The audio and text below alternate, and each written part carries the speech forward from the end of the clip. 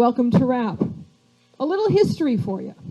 The Wisconsin Regional Art Program began in 1940 as an initiative led by John Stuart Curry, who was the first artist in residence at the University of Wisconsin-Madison. The program was created specifically to provide rural and non-professional artists an opportunity to showcase their work and receive constructive feedback. Curry, a renowned regionalist painter, saw the need to cultivate artistic talent across the state, especially in communities where access to formal art training was limited. His goal was to build an art culture in Wisconsin that embraced a diverse array of styles and forms, encouraging self-expression among emerging and amateur artists. Throughout the mid-20th century, RAP expanded, holding workshops and exhibitions in various communities across Wisconsin. These workshops became the hallmark of the program, allowing participants to receive critiques from professional artists and instructors while also connecting with their local fellow artists. In the 1950s, James Schwalbach, a UW Extension faculty member, hosted a radio show for children entitled Let's Draw.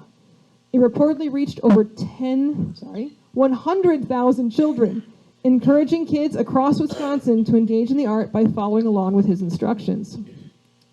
Over the decades, RAP adapted to changing times, incorporating more contemporary art forms and welcoming artists from a wide range of backgrounds and experiences. It became a program that celebrated the creative spirit in both traditional and modern mediums, and remaining a vital platform in Wisconsin's visual arts community. Today, it continues to thrive as a key program for non-professional artists in Wisconsin, now administered by the Association of Wisconsin Artists, also known as the AWA. It now includes a kids program from ages 5 to 12, a teen program from ages 13 to 19, and hosts an annual fundraiser, the Tiny Treasures exhibit. Hello. Numerous local exhibitions and workshops throughout the year culminate in the annual state exhibit and conference at University of Wisconsin-Madison and its sister show in Wausau, where AWA members with state awards can resubmit their juried artwork for another round of awards ceremonies, expert critiques, and further opportunities for artists to have their work selected for statewide recognition. That is the show that just ended a few weeks ago. That's why we are the very first show of the new year. So RAP remains committed to its founding mission, providing artists with the tools and encouragement needed to pursue their creative passions while fostering community and artistic growth across Wisconsin. You can check out the AWA website for more information and to join up for more benefits, including that Tiny Treasures thing. You get a calendar, and they have their publication and e-notes throughout the year. Now, as you may have noticed, we like to arrange our workshop around an artist and a theme. This year we chose Mary Cassatt, Illumination. Painter Mary Cassatt is best known as one of the three great ladies of Impressionism. Her early formal education was in Pennsylvania Academy of the Fine Arts, but she later befriended Edgar Degas and other Impressionists after a move to France. She dedicated her career to portraying women's lives, particularly mothers and children. Illumination refers not only to her masterful handling of movement and light, but also for her choice of, at the time, unpopular and underrepresented subject matter. She was known as an outspoken and principled woman, and displayed across the gallery are some of our favorite quotes from this influential person. These signs were made by local artist and sign maker Kurt Buggs, who also has artwork over there, and are available for sale. Proceeds go to the Janesville Art League Scholarship Fund. For more details about Mary Cassatt, her life, and her work, there is a display over there. All right, so let's move on to our presentation and group project. So, Jill, where are you? There you are. So, Jill Stevens Jensen is a self-taught artist who has been working with RAP and AWA since almost the beginning of her creative journey. She is active in the Cambridge and Madison art scenes with upcoming shows in Milwaukee, Deer Park, and Cambridge. For her presentation today, Jill will tell us about finding her artistic niche, the tools and tech she uses, and becoming a professional artist. We will get to see and experience a bit of her artistic process today as part of our group project, Making a Wood Quilt. So, please welcome today's presenter, Jill Jensen.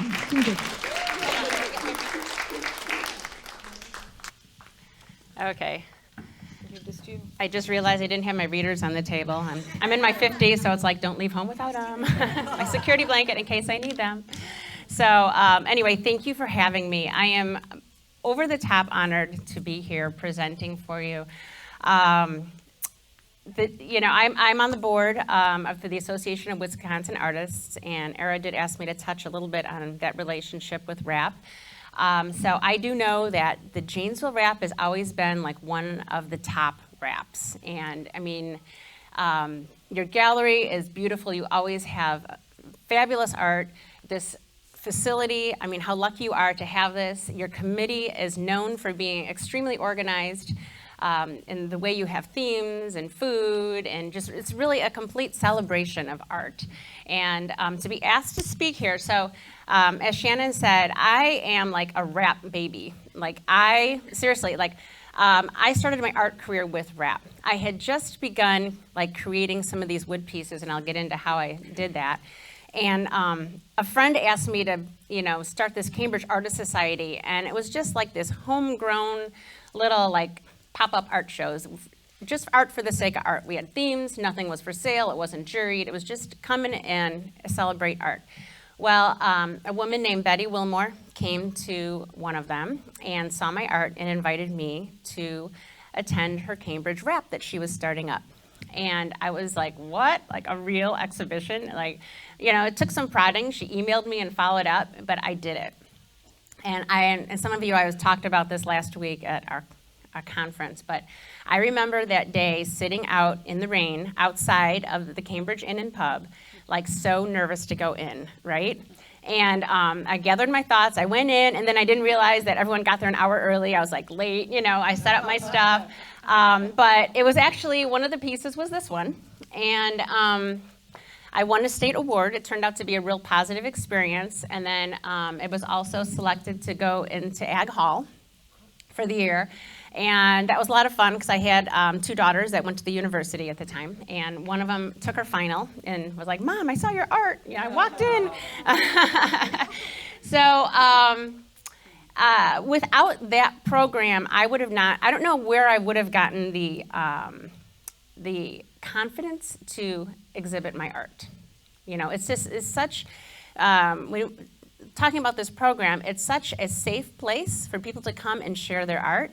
It's all about education. It's for non-professional artists. I no longer, exhibit my art, or if I do, it's exhibition only. I don't enter raps because I do believe, it is for people that are learning, and it is for education. And I do not have an art background. I've taken a couple art classes in my life. So when I say everything I know about art came from this program. So I coordinate the Cambridge Rap, and I'm also on the Association of Wisconsin Artists Board, and they're the board that runs the rap program. And so I get to work with a lot of judges. I handle awards, so a lot of people in here who are award winners have heard from me. Probably owe a couple of them checks still from this year, but so it's just given me so much. I meet artists, and the critiques are so valuable to me. And anyone can come and exhibit their art, or you don't even have to exhibit your art. You can pay $5 and come and sit and learn so much. When I say everything, I mean everything from color to composition. I've learned, there's so many mediums. One year, do you know Pat Spear? Anyone here know Pat Spear? She did this encaustic Tiny Treasures, and I didn't even know what encaustic was. So I bought the Tiny Treasures, I went home and researched it, I took a class, and an online class, and now I use it in my art. And then like a board member helped me out with art festivals, and I said, I wanted to sell art, and he's like, okay, where do you start? How do you do it? And I stopped at her house and to drop off a flash drive of photos, and she had all this stuff all over, and she's like, Jill, you have to do art festivals. And she, in a half hour, told me everything I needed to know, like what tent to buy, what panels to buy, how to take professional pictures. And I shouldn't say everything I need to know. She told me the right avenues, and it steered me in the right direction. So there's just so many people in this organization that will share with you. So is that, Era said that you have a few new people here. That's wonderful. And hopefully, probably you were recruited, and it might be the best thing that happened to you. Because I can truly say I would not be where I am today without this program. So Okay, with that, let's get started. This cord's kind of bothering me, so I'm going to spin. Okay. Okay, so creating art with wood. Okay, let's see if this is working for me. Okay, so this is my very first Instagram reel from a couple years ago, and so that's why it's a weird format. So I promise you all my pictures will not be this weird format, but it's a good way to just give you a quick introduction to what I do.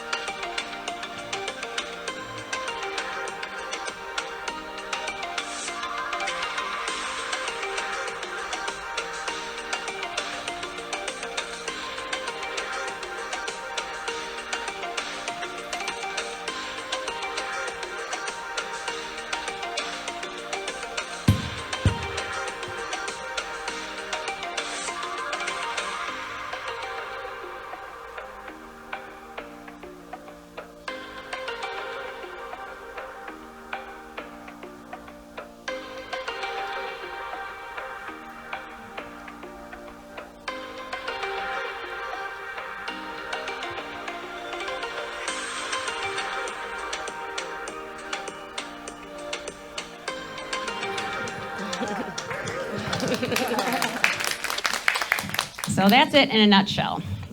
So this is what I do. I take pieces of wood, all different pieces, finish them in different ways, different types of wood. We have like cherry, mahogany. I use paints, I use wood dyes, and then I put them together and create art. And the real name for it is like probably 2D relief, or wood relief. And the reason it's called relief is because I use different thicknesses of wood. Okay. So I will just take just like a random landscape, an irrigation. This is what I do. I'll take this and then I will interpret it and make an abstract drawing, and then I cut a bunch of shapes, and then I put it together to create art. Okay, here's another one. So this one, actually, I put this one in there because I know there's been like copyright issues, right, with this wrap, and it's something that's kind of big in our program right now at our state level too, and a lot of it is just education. And so I actually showed this to Jeannie. I threw this in here, and I just to throw in. So like it's this is where I get a lot of my inspiration just from everywhere, but I also will just look through and find pictures and be like, oh, okay, look at those shapes. And so it's okay to take a picture and work from a photograph, but if you completely change it and make it your own, then it's okay. You just can't like copy it, right? And so this is like an example of how I did that. So like I saw this and I saw shapes in it. I'm like, oh, okay, that'd be kind of a cool, and it was last fall, and I'm driving around, and where I live out in Cambridge, there's a lot of corn, and they were harvesting it, So I took that and I did a drawing from it and changed the mood, changed the colors, changed the lines, and changed the geometry, and this is the finished product. Oh, so there's a lot of ways you can reference photos and use them without, getting in trouble. So, okay. Here's some artists, wood artists that are famous. There aren't that many of them. It's kind of an up-and-coming thing. But here's one, Louise Nevelson. I'm sure a lot of you have heard of. Her stuff, she's an assemblage artist, and so she uses a lot of like recycled materials, upcycled materials, wood materials, and then she also is known for painting everything one color. George Morrison, I don't know if you know of him. He's actually, he's a Native American painter, and he's really known more for his landscapes, but he also did some wood art too. Georgia O'Keeffe is someone who I get a lot of inspiration from. While she's not a wood artist, she is absolutely brilliant at taking a very complicated subject matter and breaking it into shapes, which is what I do. I try to do. Hopefully one day I'll be as brilliant as her. But these are clouds in a sky that she saw from an airplane, right? But she simplified it, right? Couldn't you see that in wood? That'd be awesome. But the idea's already been taken, unfortunately. And here's another one of hers where she took a landscape, right? I'm sure the subject matter was extremely complicated, and she simplified it with shapes and bold colors and changed the mood and put a lot of movement into it. So, okay, so now we're going to get into how I started creating art with wood. So back when I got my first house and before I had my first baby, I wanted to put crown molding in the baby's room, right? And so I went and bought, this is a plastic, I should move this table a little bit. This is a miter box, and this is a hand back saw. And you just angle it, right? And you can do a compound angle with it. And then this is actually my grandfather's coping saw, which I still have. It's like a prized possession. So if anyone's done crown molding, it actually is an art. It's a lot of detailed work in it. It's not just cutting 45-degree angles and putting it up. So I started out with these very simple tools, and then I wanted to do more crown molding in my next house. Okay, so then I'm going to date myself. Okay, so my friend Kelly, her husband worked at Sears, and so she's like, hey, if you want to get any power tools, we can get you a Sears discount. This is back when they used to have Sears department stores, like in the 90s, right? And so these were my first tools, and these are my actual tools. This was a compound miter box, so I didn't have to do this anymore with the saw. Like I just, right? So much more accurate and faster. This is these tools were really made more for carpentry, but I still have this, and this is what it looks like. It's been through a lot of stuff, and a nail gun, because and I still use that nail gun sometimes because I build frames for the back of my pieces. So that was my start, and then I picked up this table saw from a garage sale, and it's very old. That's not my table saw, but it was the one, same one. The other one's is gone. I've gone through 3. I'm on my 3rd table saw. And then to create art, it's my first art saw. I bought a squirrel saw, which I also don't have anymore. They don't even make them anymore, and it broke. And so I was forced to get a bigger and better one. So, okay, with those basic tools, these are my first wood pieces that I made. So we were having, I was asked to help in town with a pop-up gallery. And they needed more art. And so I helped set up, and we did all this building for it and stuff. And the theme was quietly loud. So I was like, all right, I've been wanting to do this. So I think that's when I went and bought my scroll saw. I'm like, I'm going to do this, So quietly loud, I just thought of Rosa Parks immediately. Like her actions, her quiet, peaceful actions really were heard loud all over. So that's where that came from. That was her mugshot. People wonder what that is. That was actually taken from her mugshot. Okay, and then this one I did runner start also for the quietly loud. I figured the runner start, the quiet moment before the gun goes off. So I went to a local cabinet maker, Dan Korth, if anyone lives in Cambridge knows Dan Korth, and went into his dumpster and picked up all this old, so I got like oak and walnut and cherry, and sliced it all up and put it in here, and then I had my daughter model for me, and I painted her in acrylic. So that's where that one came from. So all that morphed into my studio today. I'll show you what it looks like. I keep adding on and adding on and adding on. I have no garage, but it serves as a great studio, yeah.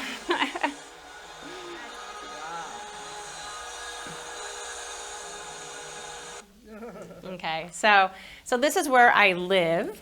And I actually, it is a beautiful garage. It just happened to be, I didn't build the garage, but for this purpose. I also live on a lake, so out these windows is a lake. So it's a really nice setting, and I really feel fortunate. I love my studio. So I'm just gonna I don't want to bore you with a bunch of tools. I'm gonna quick go through them. Okay, are you okay with that? Yeah. Okay.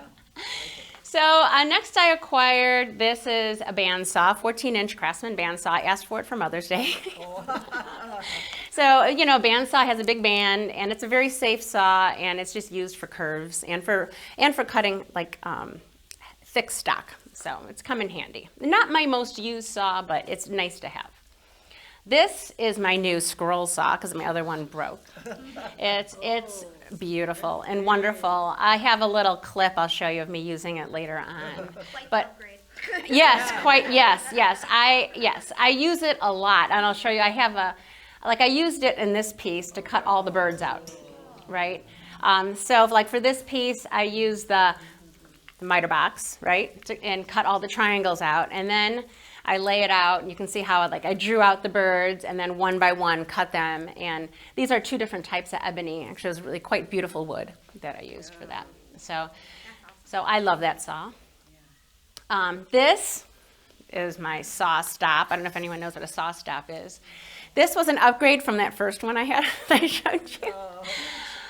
I had to really, my sister was in town. She's like, I think you should do it. I'm going to buy this saw. It was expensive, but just having that big table, and a saw stop is the most dangerous saw in the workshop. If people lose their fingers, it's usually on this saw because there's a blade open, and then when you're doing tight cuts, you got to remove the guard, right? So this is the saw where it'll stop. It'll crash if you touch it with your finger. Have you seen the commercials with the hot dog? Have you seen that? So it's a very safe saw. So it's made me feel more comfortable in the shop, and I end up using it so much more. So there's that. This is my CNC. I've had this now for only 2 years, and I think that also made it possible for me to start an art career because I was able to do curves, and I was able to create patterns and reproduce them. So it saves my time, and also saves on materials quite a bit. I don't use it for everything. I'll show you it later, but I use it quite a bit. And a CNC stands for Computer Numerical Control. And so essentially what that means is I can program it to cut shapes. So I create them on Illustrator, and then I save them as create vector shapes, and then save it in the DXF file. And then I have transferred into software that will transfer it into G-code and communicate with this machine. So it's very technical, but it's getting, it's once you learn it, it's pretty easy. Sanding station. These are my sanders. I have lots of sanding. So when you work with wood, the key to working with wood is sanding. And it's very monotonous and boring and horrible and dusty. But you got to do it if you're going to have beautiful wood, and I love beautifying wood. So I do a lot of sanding, and you'll see some of that later. Sanding blocks. These are all my blocks. Lots of hand sanding. These are all my different 120, 150, 220. That's 100, 400. So you sand in between finishing coats. You just sand and sand and sand. If I would love to have an apprentice, and if I did, it would be just a sander. I just need someone to come and sand. Okay. Right, I know, right. Actually, there's been a couple retired men that retired, the carpenters. They're like, oh, I'll come work in your shop. So my work takes a lot of equipment and also a lot of materials. Wood management is huge. My sister was just in town couple weekends ago. I'm like, I have a project for us. So we redid this and organized my wood. So I use 2 types of wood. This is solid wood. It's called thin stock, and I can order it in any thickness, 3/8, 1/4 inch, 1/2 inch, 1/8. So I have it all organized from cedar, walnut, mahogany, cherry, maple, blah, blah, blah. So I use a lot of that. And then I also use plywoods. And the plywoods I use come from Canada. Different thicknesses. I like to use a lot of MDF Core because it's very, very stable and doesn't warp. So just different uses. Or if you're cutting a big piece, you can't get a piece of wood that wide. So I will use they're like hardwood, like furniture grade hardwood veneered plywoods. Okay, so here is my process. I start out with a very, very small drawing. My drawings are probably this big. And I have a whole book of these. And so then I create a pattern, a line drawing, I guess. And these are all shapes, right? And then I color it with colored pencil. And I'll spend a lot of time doing those and getting it right because I have to have kind of the art done before I start cutting. because my materials are so expensive and time consuming. It would take me forever to be experimenting. So I kind of really settle on what directions I want to go, and then I execute it. So this one, I'm just going to take you to this process, a hand cut process. So this woman was actually, back in this is the last one I entered in wrap. This was at the Wausau State Exhibition. But here's my drawing. It was my daughter. I had her model in this green skirt that I had sewn for one of their like high school things. It was this iridescent green skirt, so it's all about this skirt. So I was reading a book about Tamara de Lempicka, so I decided to go with like kind of an Art Deco vibe with this skirt, and that's how that happened. So I got my drawing. I spent a lot of time getting my colors straight. What I do is then I'll take the small picture, I'll actually scan it and put it on a projector, and then make the size, like she was like 36 inches or 37 inches by 27, right? So then everything gets numbered because there's so many pieces, right? There's 270 pieces, so I number it all so I know how to put it back together, okay? Super fancy puzzle. It is, right? Yeah. Okay, and so then I start cutting, and this is what it looks like in the cutting process, okay? And then I start coloring one piece at a time. So I have my picture up here for reference. You'll see later how my wood dye process, and Are you using stain? I'm using wood dye, yes. Wood dye, okay. Yes, yes, with a watercolor brush. It's a lot like watercolor, but that's why I have to use different pieces, because like watercolor, you work on a certain section and then the pigment stays in that section that's wet. Well, same thing with wood, it'll just bleed. So I cut the pieces where I want to work, sort of. So each piece is like its own little. So I'll pick up the pieces and color them individually, and then put them back, see how they fit, and move on. And then like here for her top, I did make a stencil and stencil some flowers. So I use also a lot of paint and different mediums. Then after that, then she gets laid out and finished. So I spray polyurethane, and then I put 3 coats of polyurethane on each piece, and on the edges too. I seal everything. And it's a little creepy, like there's her face, there's my eyeball right there, but that's how it looks. So then it all gets, then it's all business. It's all just clear coat, finish, dry, sand, clear coat, finish, dry, yeah. And then Spray them then, or do you use a brush to clear coat them? I suppose it's dry. both. So what my technique is I'll put on the water-based dyes, and then I will spray them, and it kind of seals them. Otherwise, if you came back with a brush, it'd pull some of it off. Sure. So the dyes that are here that you're going to use are all water-based, but I used just regular oil-based polyurethane. And You stand in between those coats? I do, 220 grit. Is that the finest? No. Sandpaper will go up to like, $1,000. yeah, like you can buff and, yeah. Yeah, it's rougher than you would think. But the water will raise the grain, and sometimes the wood is a little uneven, and so the sanding, as you gradually do that, it smooths it out. So, okay, so here's just another example of a piece I did, a close-up of my pattern. This piece had like 370 pieces, okay?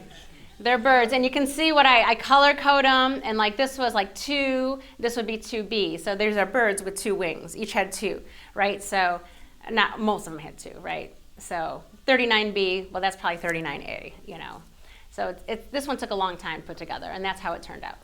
So that was just a snapshot of right in here, okay? So on top of like color and thickness of wood and wood species, I also take into account grain direction, okay? So like this pattern, I should have put a picture in. I had arrows going everywhere I wanted, the direction of the, yeah. And so when I cut it, I line it up with the grain. So there's a lot to consider, but it's fun because there's so much you can do. This is the project that we have. I have it sitting over there. And so you guys do a group project every year, which is super fun.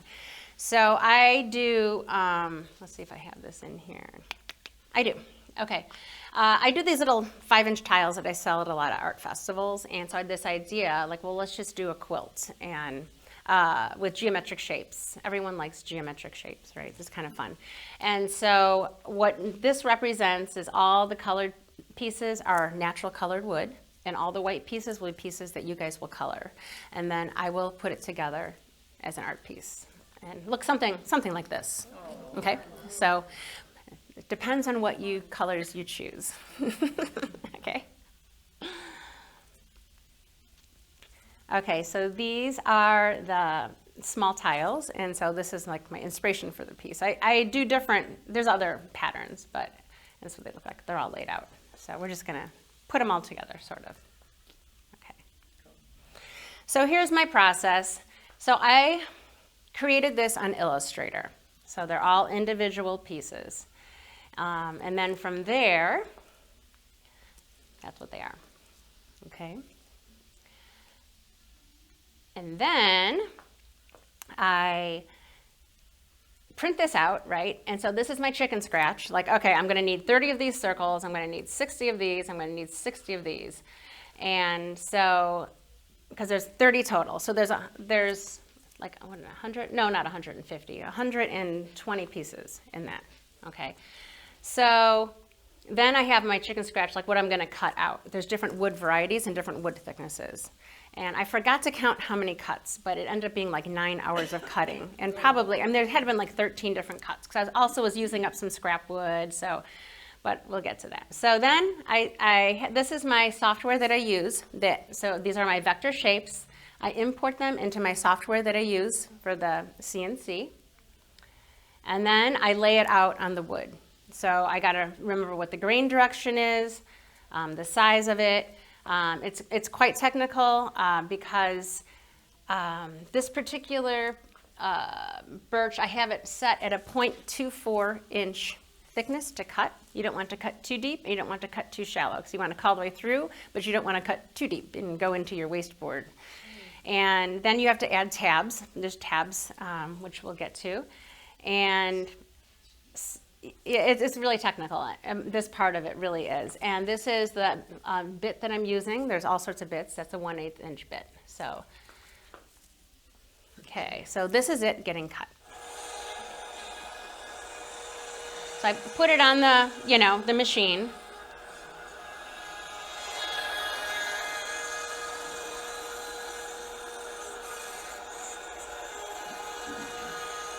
This blue thing is dust extraction. That's a whole nother issue in the shop. Dust extraction is very, very important. And there's the 1/8 inch bit, and it's cutting into the shape.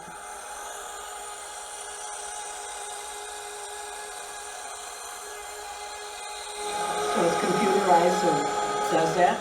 Yes, yes. So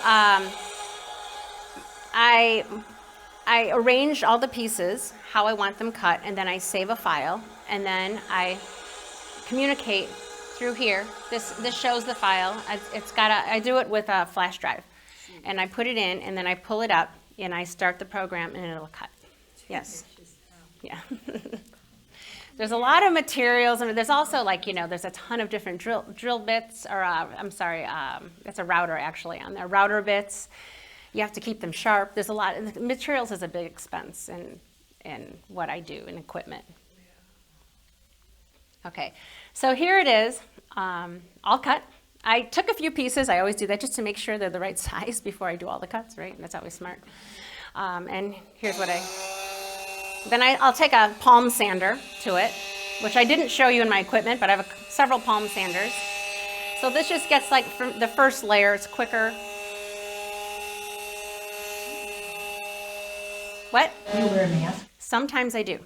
I also have an overhead air purifier that's made for a workshop that I will run too. But if you notice on this equipment here, whoops.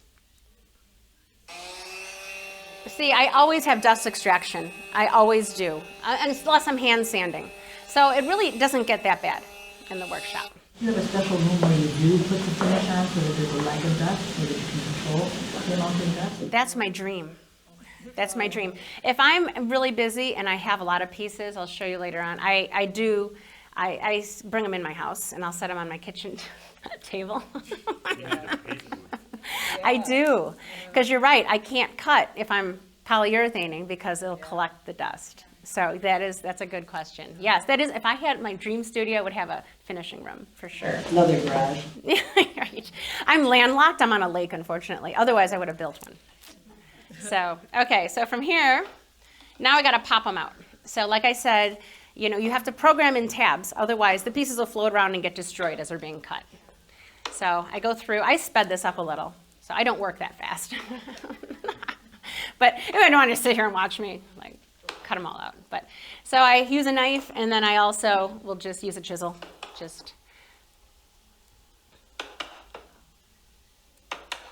It was kind of hard on my wrist to always use the knife. And depends too on the, sometimes it's be a little thicker, easier to cut.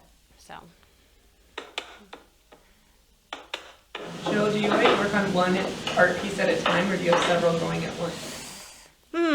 I tend to work on one at a time. Sometimes, like once I get to the finishing stage where they have to dry, then I'll jump in and start a next one.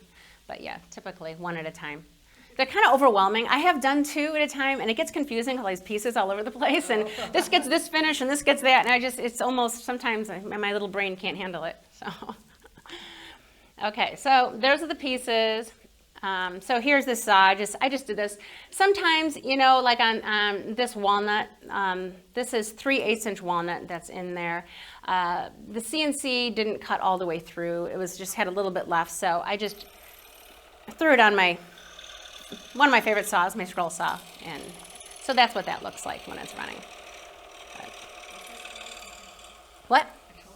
Scroll saw. Yes, it can do really, really small cuts, like 1/32 of an inch curve. Yeah, you can, there's all these different, different blades you can buy. So I use that a lot for the fine cutting. Okay, so there you have it, all the pieces. Mm-hmm. Yes. And those are every piece is a different cut that I programmed and set up on the machine. Okay. I like your waistwood. I know, right? I should make art with that. Maybe one day. And then paint it like Louise Nevelson. Just paint it all one color. It does kind of look like her art. Oh, right, sculpture. You'd have to sand all that out, though. So, okay, so sanding, here we are. Now, here we get to the sanding. Okay, so this is how the bandsaw works.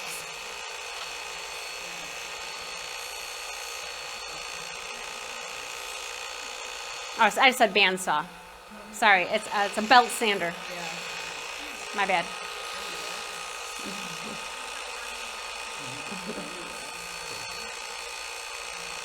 So all the edges need to be sanded. What I'm doing is sanding off all those little tabs, too.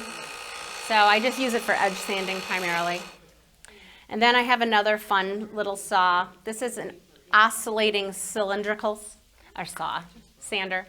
And this is fun. It kind of dances up and down. There's different size cylinders based on what, how tight. You can get into areas that you normally do. Yes. This saves so much time. I used to have to do it by hand. Sometimes though, like the pieces are so tight, I also have a Dremel tool with a little sander, and I'll sit there and, but yeah. So that's my other sander. So now the hand sanding. Now I think I've sped this up too, but it's so monotonous. So here I'm trying to figure out also, on the circles it's a little hard to figure out the direction of the grain. You always want to sand with the grain. So the hand sanding is really important because sometimes those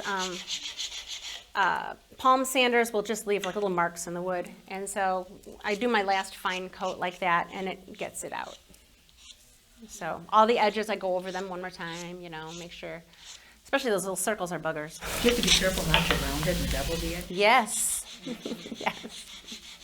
Yes. It's as boring as it looks. I usually play music though.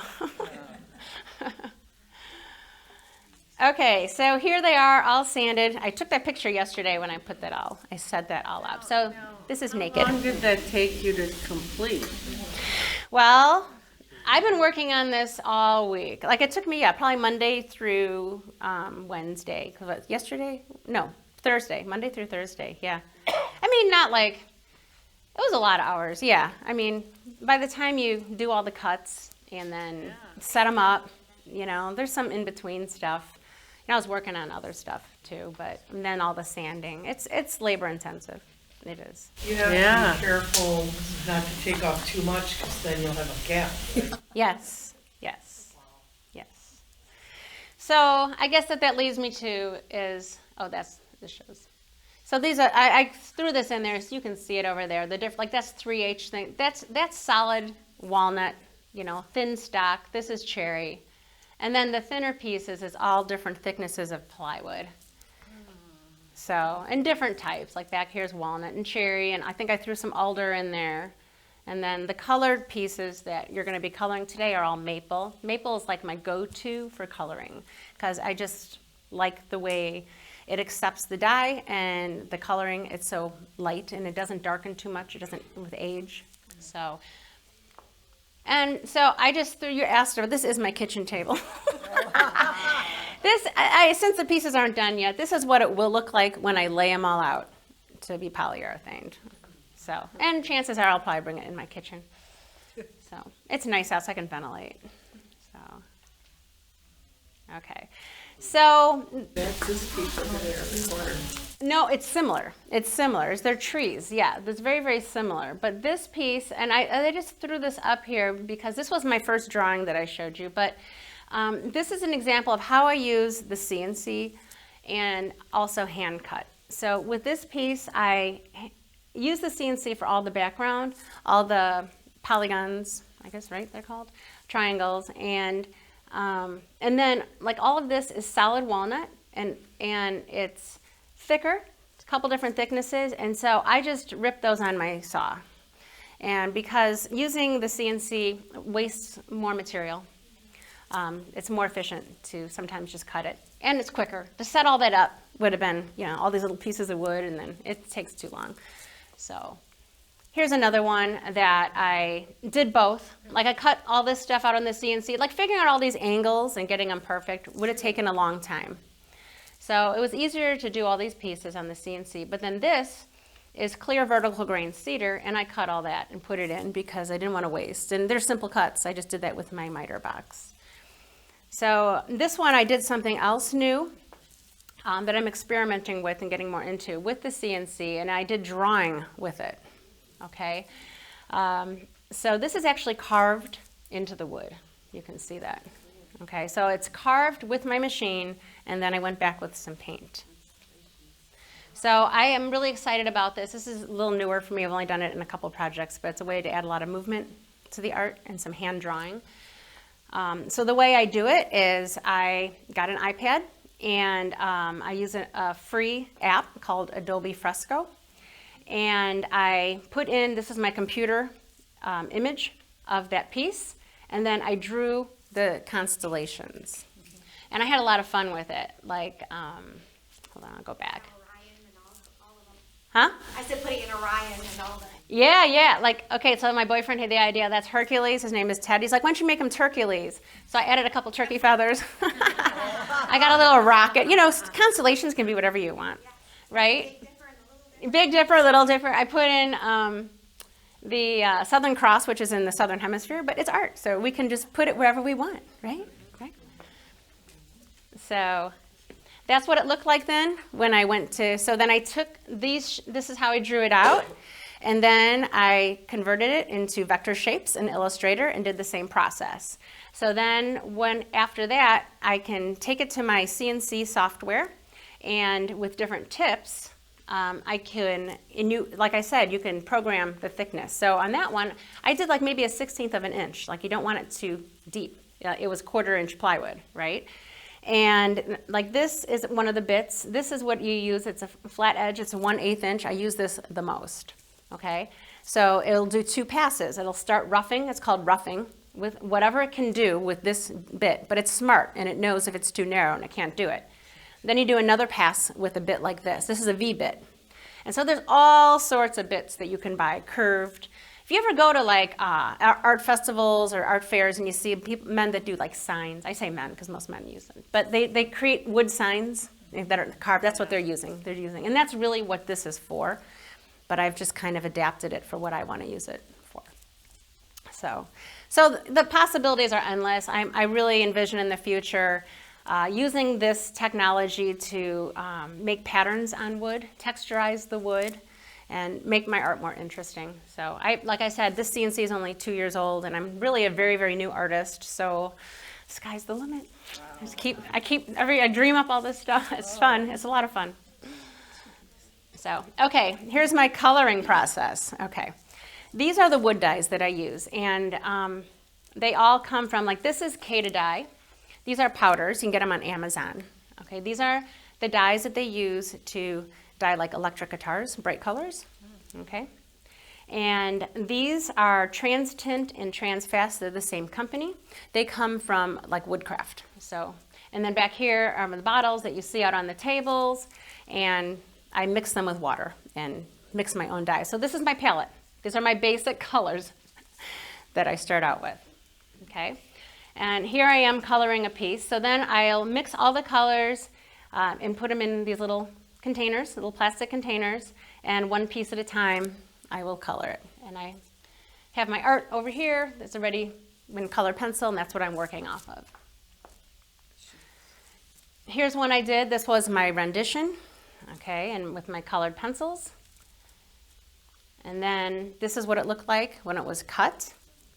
My background, I had like a navy blue, and so these birds came out as silhouettes. And this is cherry, and again, look at the grain direction, okay? And then this is the process. I have all of these little tubs. So on the wood, you cannot mix on the wood. It's very unforgiving. Once it's on, pretty much. So in order to do this corner with the sky, I probably had like 5 different tubs of blue, like blue, lighter blue, little blue-green light, lighter blue-green light, and you slowly work it in. And this technique with the wood dyes is very unique to my art. I haven't seen anyone else do it. So it's just been trial and error that I've tried to figure out, how can I watercolor on wood? So, okay. It's finished. Another challenge with wood is that when these dyes go on, they dry a funky color. So you just have to, and they dry fast. So as you're working, part of your piece is going to dry, and you have to just trust yourself and okay, this is what it looks like.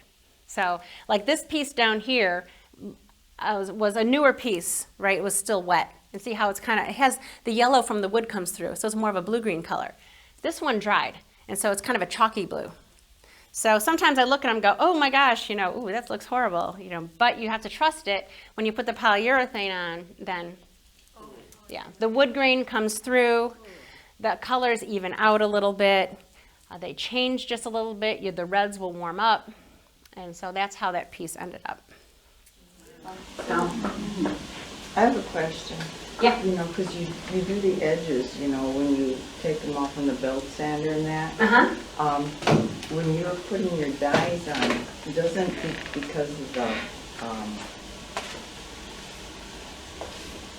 the pores of the wood along with the grain of the wood, on the edges get a little bit darker because it's more porous? No. You have Well, okay. So much fun. Know what I'm saying is Yes. because you probably do some of those edges too, otherwise you might have a little bit of, the wood showing through on your lighter maples and things, that will stand out. Yes. Also, but you don't want it dark so it makes a dividing line either between each one. No, I see what you're saying about the edge. So yes, on the edges, yes, it will color differently. I do color the edges too, for that reason. Otherwise, you can sometimes be a little bit of white or something sticking out. So it makes it much more finished. I don't know if, I guess you can't see it, but yeah, like here, this red on the edge, it's colored. I guess down here isn't yet. Maybe I went back and did it. Yeah. But I do color the edges, and we'll cover that in here. Like these, I'm gonna ask you guys when you do your pieces to color the edges too. But you're right, it won't be the same color. You're right, it will soak in more because it's not the top, it's the, what's my word? Yeah, right. Yeah, end grain, thank you. Yes. When it goes into the sign, that real top layer, it darkens that wood on the top layer as well, and if you gotta kind of sand that down. Yep, and then, well, it's not bad though. It actually blends better than you think. And some of I'll use MDF Core, which is brown or tan, different colors. And I'll color it with the dye and I'll finish it, and it comes together. Depending on the piece, sometimes you want the edges to not be perfect. Like when I do people, when I cut people, like Nefertiti over there, I cut her by hand on purpose because you don't want it just adds, it's a little more organic, but you're right. There's a lot of challenges with the wood, which I think will come in next. So one challenge working with what I do is I have to work flat. So I spend a lot of time on a stool because I can't stand back from my canvas. So here I was laying out the circles for that circle piece. So I'm trying to figure out the angles and the placement. And so I have to get up over it, and I'll use my phone a lot. I'll take pictures and look at it, okay. Okay. Okay. So before we move on, I was also gonna talk about a couple other challenges working with wood. And the fact that wood absorbs moisture is a big challenge. So wood expands and contracts. So I might even go back and show you. So I always leave a little bit of room between each piece for that purpose. Otherwise the pieces would pop off, right? And I also seal all the edges too, because that also helps with moisture and helps keep the wood from expanding and contracting too much. Also, sometimes they warp with the water, and so I don't have a picture of it, but I'll have weights when I adhere them to the wood. I have to weight them down. Another challenge with wood is that it darkens over time. Okay, so this is cherry, and you can see over here the cherry I use is brand new cherry, so it's very, very light. In 2 years, it'll be a darker, richer color. So, and then walnut actually lightens. So you kind of have to figure that into your art too. Okay, in a couple years, what's this gonna look like? Okay. So I don't know how much time, where'd Era go? She's gone. Okay. So we talked about, a couple people have asked, so I'm a very, very new artist, like I said. I just started selling my art less than 2 years ago. And so I did prepare a slide, and I don't know if we have time. Do you want me to talk about that, or do you want to move into the workshop? We've got about 35 minutes until your funds start lunch. Okay. Okay. All right, I'll touch on it. How's that sound? And then if anyone's interested, just come. I will tell you everything I know at some point in time. But okay, here's something this little post I did. My 1-year anniversary from starting to becoming a professional artist. You don't have to be great to start, but you have to start to be great. And I always think about that because it's so intimidating to start and put yourself out there, and you don't know where to start. So here's a list that I had put together of everything I did my first year to start becoming a professional artist. I listened to a lot of podcasts on how to be an artist. There's a lot of information out there.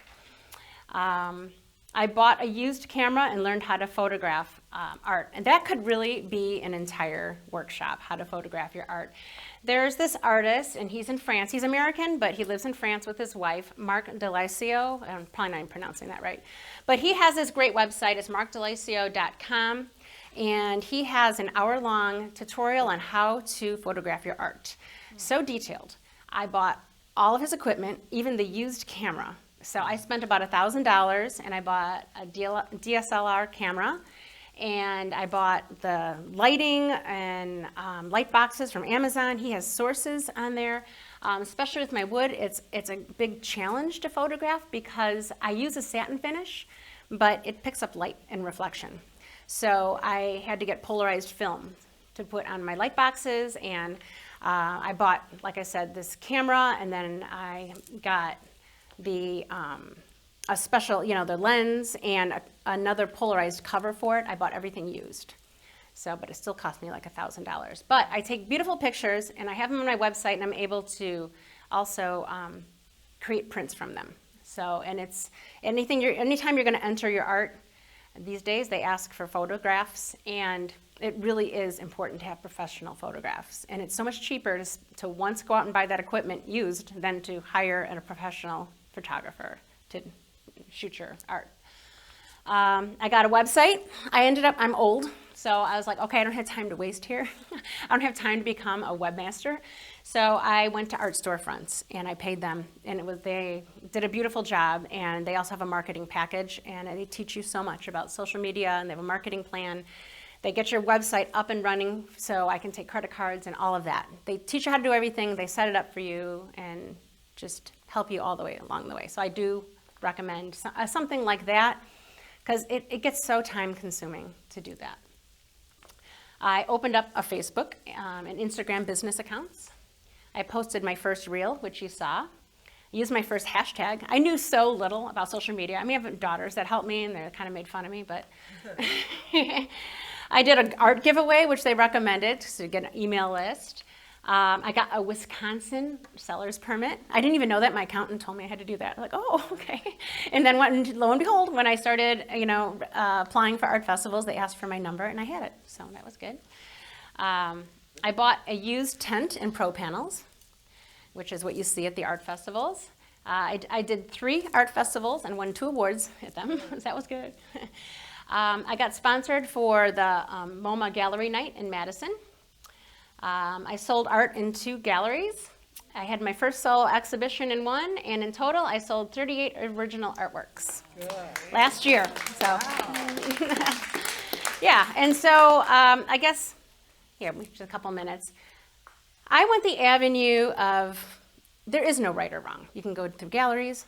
Galleries take 50% commission. And I started listening to these podcasts. And then over here, like Saatchi Art, some of these markets, you can post your art and they will sell it. I started listening to podcasts with artists saying, don't do that. Because not only are you giving up commission, you're giving up control over your selling base. And they own your contact list. You don't own your contact list. And they will only market you based on how marketable you are. Like if you have a big social media presence, then they feature you because they want more traffic, right? So it's all about what you can give them, really, even though they're framing it as what they can give you. So I decided, I had an account set up on Saatchi Art, and I didn't do it. So then I had Tamara, who's on our board and our editor for AWA, when she's like, you have to do art festivals. I was like, well, okay, I'll try it. So it was a good route. It's just a way to get in front of people quickly.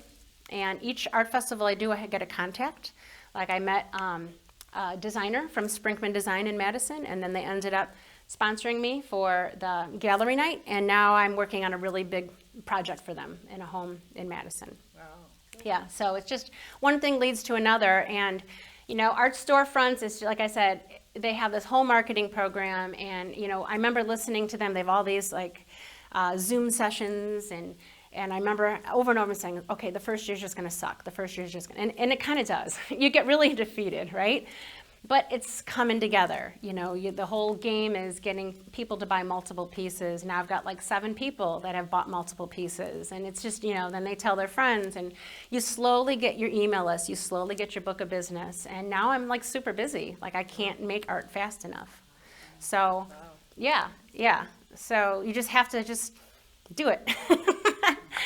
And finding a niche, making yourself, differentiating your art from other people's art is also a huge advantage too.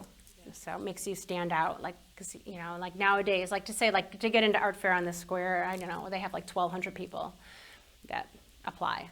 Were you there? Yes, yeah, mm-hmm. Yeah. Missed you. What? Well, you didn't know me. Now you'll next year if I get in. See, every year you got to get in again. So yeah, I was able to do. Tamara was great. Tamara is so talented. I don't know if you know her. She's from Ukraine, and so she actually doesn't really do art festivals anymore because she's so busy. Like right now, she's actually in Ukraine, bless her heart, on a journey. She has to fly in through Romania and actually walk over the border. She has a mother that's very ill there, and so the war has really taken her away from her art.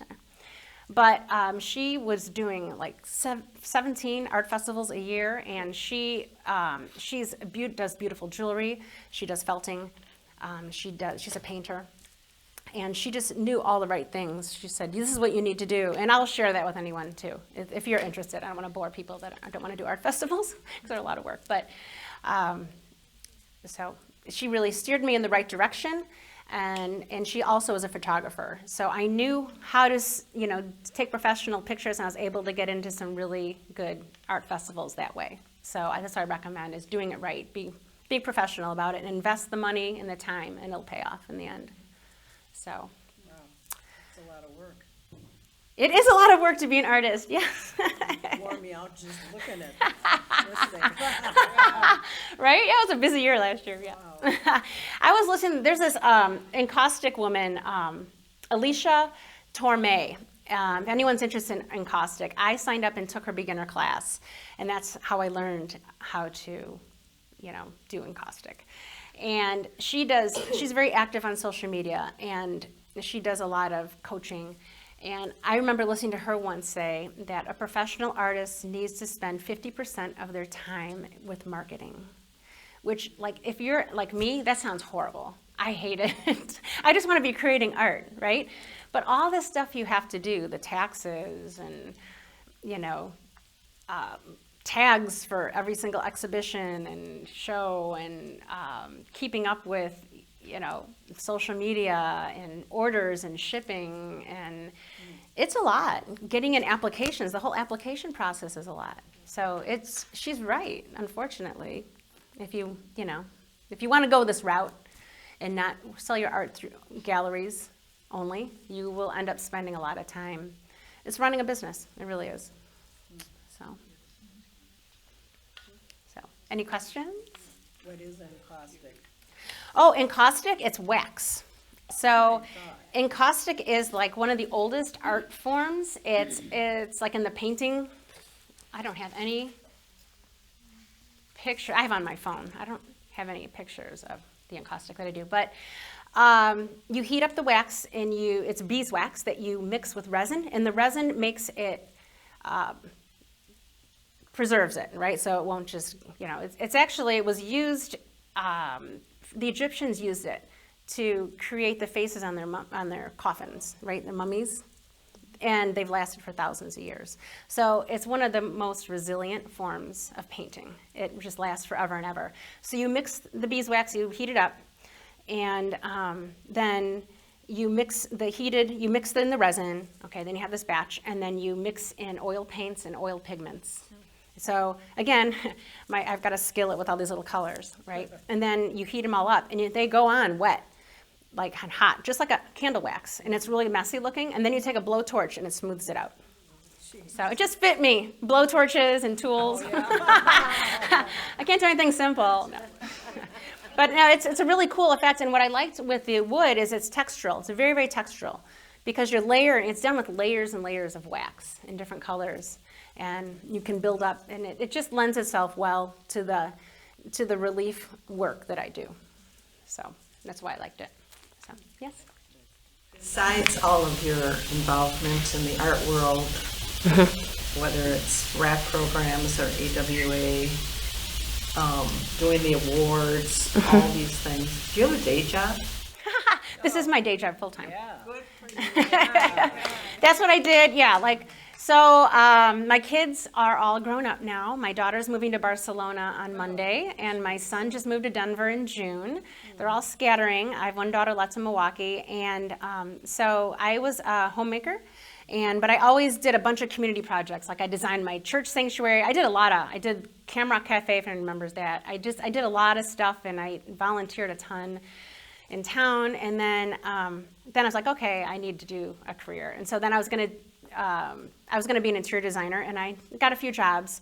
I do a lot of that, because I understand like the construction and material and stuff, so I actually enjoy working with builders. But it was it was really frustrating, like working with people. I mean, you can't, people don't want to take as much risk, or they say they want a designer, then they, So for me, I was like, okay, I'm just going to be an artist. So then it was probably like 3 or 4 years ago, I'm like, I'm just going to focus on art. And I just started getting my process down. And then, like I said, last summer, I started doing art festivals. And so here I am. Wow. Yes. Where did you learn all your skills with these machines? Oh, I did take a woodworking class in the very beginning, because they are dangerous. I wanted to know how to operate them safely. But other than that, there's a ton of information on YouTube. I watch a lot of woodworking, read woodworking blogs, and people that have the same problem with my CNC, I'll just Google it and read what they did, and it's a lot of, same with Illustrator, like those, I have no art background, so I didn't ever taken a class in like Photoshop or Illustrator, so I had to learn all that via YouTube. It's all over. Just Google it and they'll show you how to do it, whatever you need. I was going to say, there's maker spaces, like in Madison, the Bonchery is a maker space where they offer classes where you can come and learn how to use their equipment, and then if you are really like sucked into it, you can buy a membership to the Bonchery. But Correct. there's all over. There's Correct. maker spaces, and they own the equipment and maintain the equipment, so you don't have to if you're a hobbyist. Right. Wanting to dip your toe in. It's a wonderful way. That is a wonderful way, because it is very expensive, and there is maintenance on all the equipment too. I mean, that's a whole nother workshop. So, yes? Do you source your wood from any place in particular? You said Canada was one, but Yeah. do you work with any lumber areas and Yes. yards in the area? Accooch, O-C-O-O-C-H, O-C-O-O-C-H, hardwoods, and it's local. And so it's wonderful. So they'll do all that thin stock wood, and they'll do custom stuff for me. And so I just order it up, and they're so close. They're 40 minutes away, but I don't know. They're in a small town. I don't know exactly, but it's around here. And they will just have speedy delivery, deliver it. So I'll get it like in 2 days and pay like $9 in shipping. So I don't even have to pay like postal shipping. And so that's where I got all like the woods, all my thin stock wood. And then my plywoods are all by, I just love Columbia Forest products, and they are out of Canada. They're a hardwood plywood supplier. And I get some of them actually from Home Depot. So they have different cores and different thicknesses, and one of them's only sold at Home Depot, so I buy a lot from Home Depot. And then my MDF core I get through Nelson and Young Lumber. Yep. Yeah, well, there's one in Deerfield. Yep. And so they deliver it right to my garage, but I have to order 5 sheets at a time, and it's $100 per sheet. So the orders are pretty big. If I had more room, I'd have more materials, but so.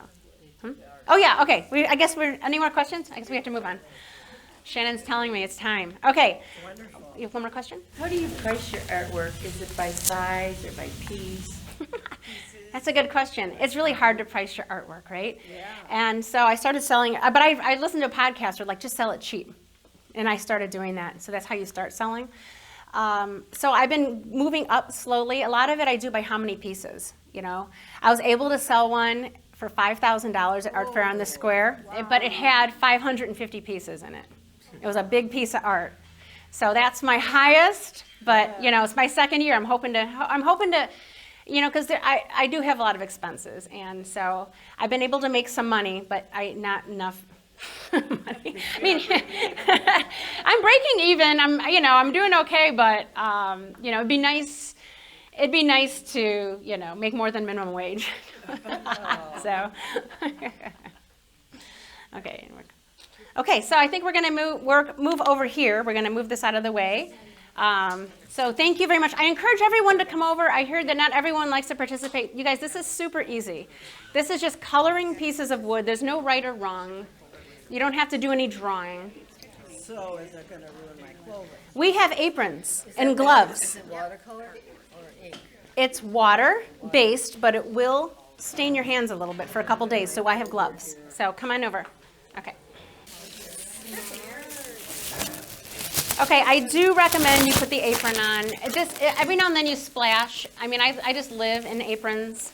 I have like 6 of them. Okay, yes, in front of you are, yep, these are just for experimentation, okay? So you can do whatever you want with these, but this is the wood I use, and there's 2 different types of, this is plywood, obviously, it's lightweight, and there's different cores. Like this one has it's a little heavier with the MDF core. It's got the brown edges, and this is the Home Depot, the thinner. It's called Pure Bond. It's the technical term if you want to know what it is. And it's amazing. If anyone wants to dabble in it, you can get, they're called project panels, and it's free delivery to your house. They have all sorts of hardwoods, mahogany, walnut, alder, cherry, right at Home Depot. So, okay. So here's how it works. The backs of them, both sides are maple, so you can experiment with both sides. But one side's going to be better than the other because there's always the bad side. They're not going to put their finest veneers on both sides. But for our purposes, if you're just practicing, you can use both sides, okay? So in front of you are scattered these little squeeze bottles, and this is how I work. I mix them from the concentrates, and then from here, I just have these in a cabinet, and when I'm ready for each project, I always mix my own. Or at least put them in, if I was going to, this is yellow, okay? It's very, very simple. You have watercolor brushes, right? Everyone probably has those. And you just put them right on. It's just super, super simple, okay? Now, if I want to use other colors, like do an ombre or get it lighter, then I just take this water, right? And I'll just, let's see,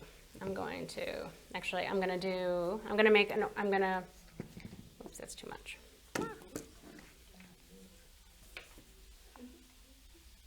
Okay. Oops. So this is an orange, okay. Okay. So I'm gonna make first up here, I have a yellow, okay. Then I'm gonna take one and I'm gonna make I'll seriously just do this, like just pour them from here and make a yellow-orange, right? And then more of an orange. And then moving down, I'll make it a darker orange.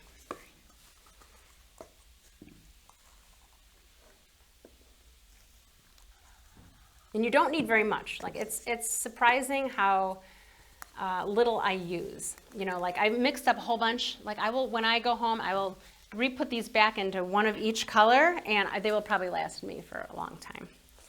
Okay, so what I do is I'll just use this wood and look at my colors, right? Okay, then I go to a red.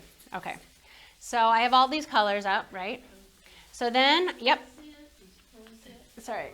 Okay, so see how they start blending? Okay, so then wash your brush, and you should also have paper towel. Paper towels are important for cleaning your brush, just like in watercolor. You want to get the water off, right? So you don't water down your pigment.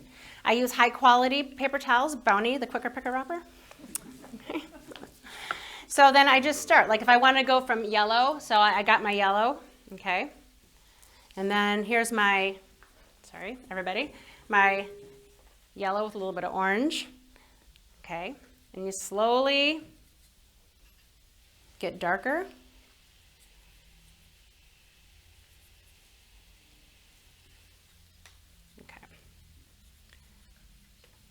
Okay, so you just slowly work it, okay? And then you can rinse your brush and dry it off, and then you go back and you can just blend it a little bit more, okay? And that's how you get the mix in colors, okay? So you don't have to always ombre either. Like in this project, you can just do solid colors and make some fun colors. There's a couple blacks floating around. Oh, did you get both blacks? It's dark purple. Oh, that's dark purple. This is black. You just ask for some to come down. So you can use black. I don't really want any black or brown pieces for this because we have natural wood, but I'll use a little bit of black to darken, like make a navy or make a dark green.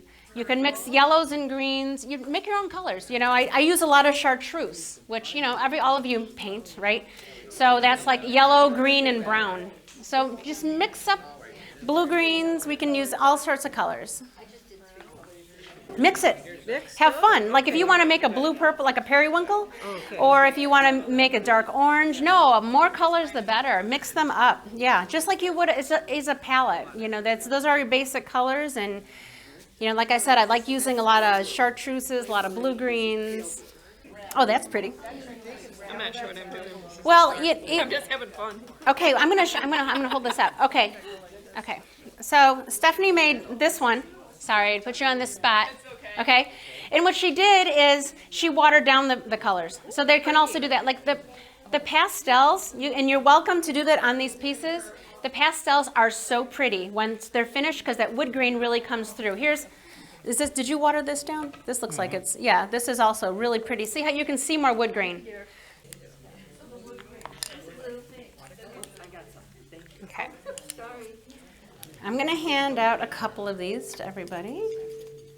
When you start painting your pieces, make sure that you have to cover the entire surface. Otherwise, it all has to be wet at the same time. Otherwise, it'll watermark, just similar to watercolor, okay?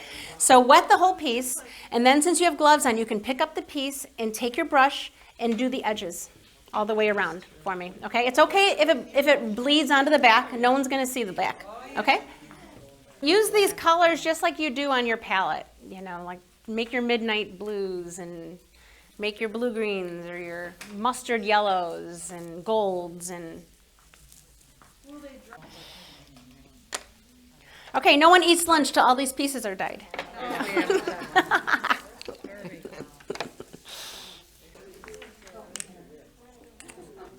Okay? Yes. Okay. Yes. You have like a masterpiece. I like how you're following the wood grain. I glue them. I use E6000 glue. You know, I know, right? I got that tip from a carpenter friend. He did a lot of high-end woodworking in Chicago, and they would do a lot of it, a lot of like paneling. Whoops. Sorry about that. With this glue, and I started out. I did some walnut paneling in my home with the glue, and it's lasted for like a decade. So that's what I use, and I've never had anything come loose. So, and it's a wonderful glue because it's E6000. It doesn't harden right away. It's in a gray tube. You can get it anywhere. Hardware store, craft store.